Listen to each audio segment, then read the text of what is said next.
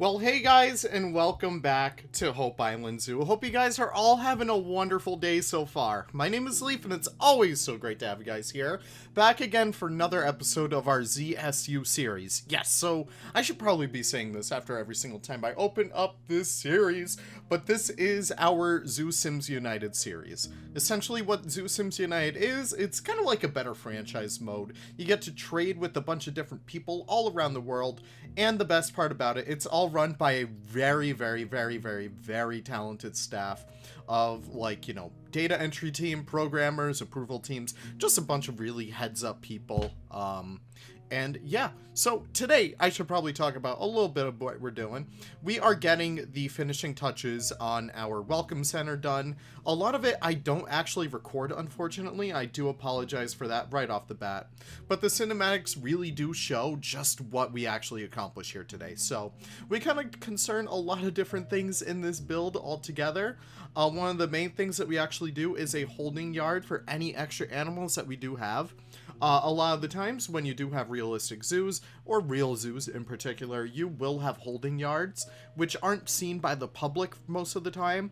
Maybe if you have like really good eyes, you could actually see what's behind the scenes. But for the most part, this really isn't widely shown by a lot of zoos. And that's for good reason. Maybe the animals are kind of sick and they don't really look too hot. Maybe they just got them and they're not ready to release like all the press about the animals. But more or less, this is just where we're going to keep animals where we already do have, but we're kind of in the middle of renovations. So we should probably talk about what's going to be coming relatively soon. We did have a wonderful little auction recently. The first one in quite some time. You guys may remember the Sumatran short-tailed boas and that little incident that kind of transpired a while ago. But no, we got some quite impressive species this time around. It was based off of species count, and because I do have a very robust like invertebrate, herptile, and fish collections, I was able to reach like the limit of species, which is really great because, I don't know, I really do love the small critters and I can't wait to build for every single one of them. But we were able to get 50 tokens for the auction, which essentially meant we could get whatever we wanted. And I figured, you know, Hope Island Zoo, it doesn't really have the biggest, baddest animal yet, so we kind of gotta get a headliner animal, and that's exactly what we did.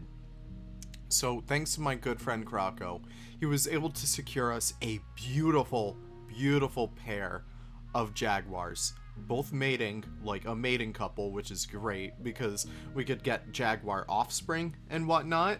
So that'll be a really awesome thing to have once we actually do get breeding back in the system. I think it will happen in late May. So in case if you guys are interested in joining ZSU, I will have the link to it down in the description down below, in case if you guys do want to join.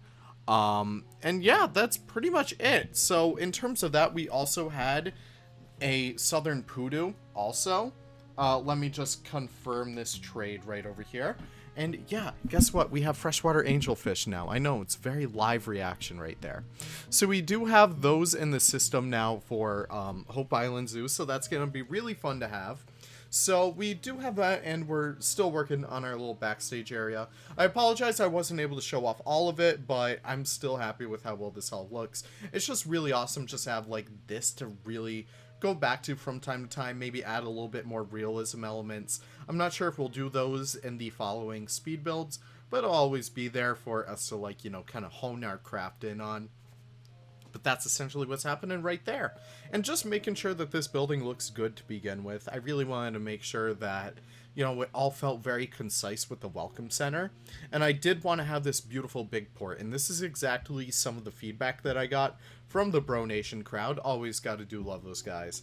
But no, one of the biggest tips that they gave me was to kind of focus on logistics and where the animals would come in from, and specifically that they kind of need their own port, kind of connected to the welcome port in a sense, because you don't want to, like, you know, have all this miscellaneous dock space all over your zoo. In fact, I would like to have it more centralized than anything else, so that's what we do over here. It's directly adjacent to the guest area, and it's really awesome to have that, because maybe later down the line we can organize some like animal encounters and like behind the scenes tours. Maybe we could sort of work that into the lore, if that makes sense. So we could kind of do some stuff like that, but for the time being, just really wanted to make sure that we get all this all set. By the way, looking at this speed build, I demolished half the map. I literally demolished, like, literally everything except for Islands of Color, the welcome area, the loading dock, and the waterfall area. Everything else is gonzo. And that's specifically just because I did want to rework a lot of the island, and I am very much confident that I can make stuff a lot better. And since we are reaching the point where, you know, Hope Island Zoo does have a little bit more of a budget now, we have a lot of success with, like, you know, all of our breeding programs for birds and mammals and reptiles and fish and invertebrates. We've been getting a lot of traffic from guests. This is all very much role-playing. This is very much like you kind of make it up yourself. In case if you guys are interested in joining, it's so fun. Like, I'm telling you right now, stop watching from the sidelines. Just get right in here because it's so worth it just to be able to grow your zoo. Kind of like this, in this kind of style. I always do encourage you guys to try it out. But working our way throughout here and making sure that this area feels a little bit more underused. So I kind of go throughout this all and add a few, like, you know, dead bushes, dead grass and stuff like that. Just as a way to help it feel a little bit more lively. I know it's quite ironic that I'm describing an area with a bunch of dead stuff as lively, but trust me, it makes sense once you're actually building and trying to create these really realistic areas and areas that feel like they have a story. And that's always what I try and, you know, I encourage you guys to do, is just the little tiny areas. Make sure that they always have a story. Even like that tree that I put there. I intentionally put that tree there because, you know, maybe it was planted there and it kind of grew a little bit too big. Even over here with the shipping containers, with like how I arranged them. Maybe a couple of them are for the Jaguar that just came in and they're like pretty much all primo ready to go. What I'm also doing over here is doing a little bit of an entrance to the welcome center from the cafe side. And yes, we do have a cafe now. This kind of goes hand in hand with our Zoo Heist series, which I think is coming out on Saturday. That's our little bit of a blueprint showcase for all of you guys who are staying up to date with all the videos. We have a little bit of a new series going on, and it's going to be really fun. We kind of go into a bunch of different builds, and we kind of steal some blueprints from there. I don't put them on the workshop or anything because that would be, you know, kind of stealing, but no, we essentially do that, show you guys how you could go into these beautiful builds and take some blueprints and stuff like that, and we kind of work that all out once we actually do get there. But what we're working on right here is the actual kind of pathway to the aquatic center. I really did want to break up the straight lines in this zoo as best as I could, because that is another tip that I got from Bro Nation. Just try and break up like all the straight lines that you can and make it so that it's very windy, very organic. With the zoo, with this kind of footprint, you don't want to be wasting your time on like these big pathways. You always want to focus on some smaller pathways and stuff like that. So that's exactly what we do. And here I went to go get my dissected blueprints and whatnot. And here we go, adding the Starbucks to Hope Island Zoo. We are officially, I want to say, the third zoo in ZSU to actually have Starbucks, so that is very fun right there. And we do a little bit of a custom kind of board right here, just making sure that it feels a little bit more in place. And I really do like the white over there, and we kind of edit the trim a little bit with those caps. I don't know what you call those. I think those are European caps. And we also do add a little bit of a lemur sign over there.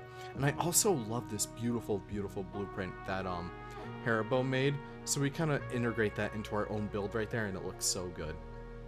And what we also do, we start to get the rest of the coffee shop actually up and running. So it has a very much an orange flair. I really was inspired by that little orange wall right there that we kind of go kind of ham with that. So we kind of have that all throughout the place, and it looks very good in the end. And yeah, here we are into the actual cinematics, so you guys get to actually check out what we built today. But I do want to thank you guys so much for stopping by. Always do appreciate it. And I can't wait to see you guys in the next episode where we finally start building our tropical house. So I'll see you guys then. Take care and have the most wonderful of wonderful days. Bye-bye now.